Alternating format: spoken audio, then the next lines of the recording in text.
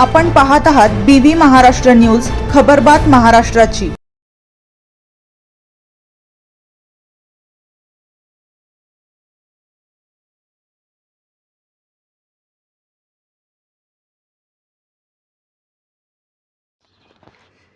बागलाणच्या दसाणे परिसरात बिबट्याचा थरार, 13 मेंढ्यांचा पडला फडशा।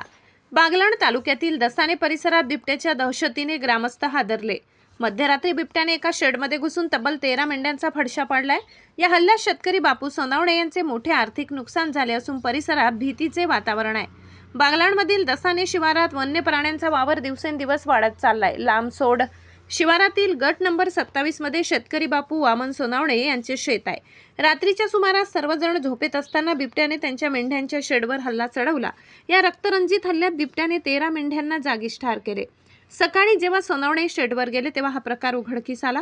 मेंढ्यांच्या मृत्यूमुळे सोनावणे कुटुंबावर दुःखाचा डोंगर कोसळला असून त्यांचे लाखो रुपयांचे नुकसान झाले। वन विभागाने पिंजरा लावण्याची ग्रामस्थांची मागणी। बीबी न्यूज महाराष्ट्रासाठी सहसंपादक श्लोक भामरे।